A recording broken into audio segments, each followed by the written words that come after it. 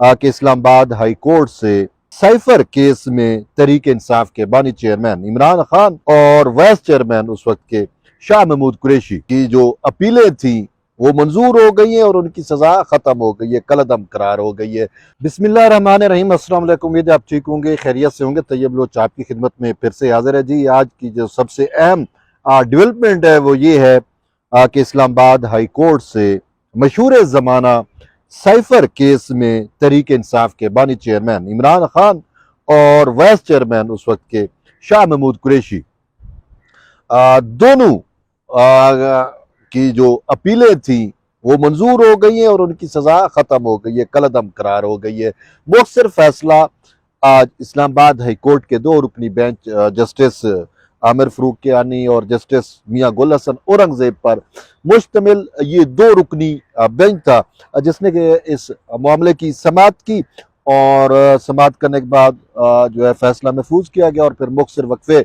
के बाद ये फैसला सुनाया गया। और फैसला सुनाने से पहले ही कोर्ट में बता दिया गया कि जी यहाँ पे कोई पॉलिटिकल नारेबाजी नहीं होनी, ये नहीं होना, वो नहीं होना। और यूं वो जो साइफर केस था अलमुख्तसर यूं कि मैं कहूँगा कि साइफर केस हकीकत तो था, साइफर तो हकीकत था, साइफर पे खिलवाड़ किया गया वो भी हकीकत था, लेकिन उसमें इमरान खान की अब क्या कहें सहूलतकारी हुई है और जजेस को या तो समझ नहीं है साइफर, क्योंकि पाकिस्तान में क्या दुनिया की तारीख में ऐसा कोई पहला केस था। आज तक दुनिया के किसी लीडर ने, किसी रहनुमा ने, किसी वजीर आजम ने, किसी सदर ने इस तरह का खिलवाड़ नहीं किया, कौमी राजों के साथ अफशा नहीं किए तो हमें कोई नज़ीर मिलती। तो ये पहली नज़ीर डेवलप हुई। खान ने इसको खिलवाड़ किया, ये सारा कुछ किया, लेकिन हमारे जजेस को वो साइफर क्या होता है कि या ये वो और फला,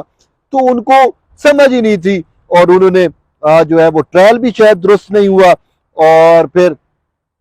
इस्लामाबाद हाई कोर्ट ने भी जो है या कहीं दबाव में थी, क्योंकि देखिए अब इस्लामाबाद हाई कोर्ट में अकेला चीफ जस्टिस बचता है या मियां गुल हसन औरंगजेब थोड़ा सा था, बाकी तो इमरान खान के सुलतकार बैठे हुए हैं। उन्होंने चीफ जस्टिस आमिर फरूक पर इतना दबाव डाला, सिर्फ चीफ जस्टिस पे नहीं डाला, सुप्रीम कोर्ट पे वो जो लेटर था, ये सारा कुछ था, ये तो सुर्खेल थे है ना तहरीक इंसाफ के। ये वो जजेस थे जिन्होंने इसी हमारी अदलिया को, जुडिशरी को, तहरीक इंसाफ को उस वक्त इक़्तिदार में लाने के लिए लॉन्ड्री बना दिया था कि जो भी पॉलिटिकल लीडर जिसने उसके ऊपर कोई भी केस है अगर वो तहरीक इंसाफ को ज्वाइन कर लेता है तो उसके केसेस खत्म हो जाएंगे। तो यूं अदलिया को लॉन्ड्री में कन्वर्ट करने वाले ये जजेस जब इमरान खान की बारी आई तो इनको जो है वो तहरीक इंसाफ या इमरान खान की हकीकी आज़ादी के जो है वो तहरीक उसके जो है ये हम नवाब बन गए और फिर जिस तरीके से आइन कानून की धज्जियां उड़ाई। तो यूं प्रेशर था जस्टिस आमिर फरूक कियानी पे और फिर वो क्या ना करते, तो उन्होंने जो है अब अलमुख्तसर ये है कि साइफर में खान साहब को वो जो 15 साल का 10 साल का जेल हुआ था और 15 साल 10 साल उन सब में बरी कर दिया। अब ये यार समझ नहीं आती। बात यह है कि मैं इस हवाले से पाकिस्तान पीपल्स पार्टी के चेयरमैन बिलावल भुट्टो जरदारी की काफ़ी सारी इस मुतल्लिक, क्योंकि वो खुद वजीर खारजा हैं, उनको पता है इस मामले में क्या सेंसिटिविटी है। यहाँ तक उन्होंने कहा कि मेरे नाना भी थे, उनको डराया गया, धमकाया गया, कई सैफर आए होंगे, उन्होंने कभी कोई पब्लिक राज, कभी सैफर को अफशा नहीं किया। अब बात यह है कि इन जजेस को अब यहाँ पे वजह क्या बनी कि पहले यही सैफर में इमरान खान और शाह महमूद कुरैशी की जमानतों का मामला सुप्रीम कोर्ट में आया था और सुप्रीम कोर्ट ने उस पूरे मामले में जमानतें दी थी। जब कोई भी केस होता है ना उसमें जब सजा हो गए जाए फिर उसके बाद जमानतें हो जाए तो केस वैसे ही, जमानत के बाद तो केस खत्म हो जाता है सॉरी। तो यूं ये भी केस खत्म ही हो गया जब जजेस ने ही जमानतें दी, सुप्रीम कोर्ट ऑफ पाकिस्तान ने जमानतें दे दी। और जिस तरीके से सुप्रीम कोर्ट ने जमानतें दी हैं वो चीजें भी आपके सामने है। उस टाइम बेंच में शामिल सुप्रीम कोर्ट के जजेस की बात कर रहा हूँ, उस वक्त इसी सैफर में जमानत वाले मैटर के ऊपर हमारे मोहतरम जस्टिस अतर मिनल्ला जो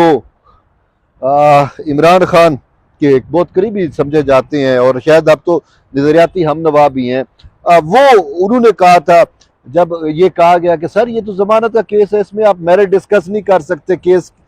तो उस पे आज हमारे जस्टिस सत्तर मिनल्ला और फिर जस्टिस मंसूर अली शाह भी थे, तो ये उन्होंने ये कहा कि भाई हमारे पास कंप्लीट जस्टिस का भी सिस्टम मौजूद है। तो ये कंप्लीट जस्टिस इमरान खान के लिए किया गया, और आम को केस होता है, बल्कि पोलिटिकल केसेस में भी जरदारी के केसेस थे या नवाज शरीफ के केसेस थे, जमानतों के केस होते थे, जमानतें नहीं लग देते थे और कहते थे जी हम मेरिट केस के मेरिट पे नहीं जा सकते, ठीक है। और इमरान खान के केस में, इसी सैफर के केस में ये मेरिट डिस्कस कर, कहते मेरिट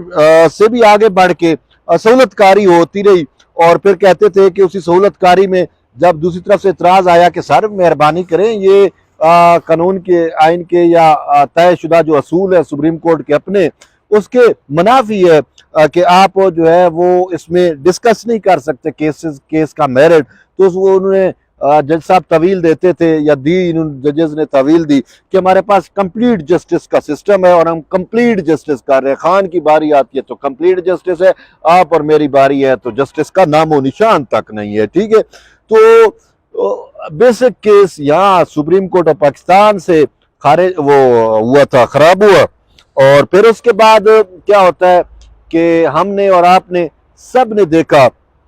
कि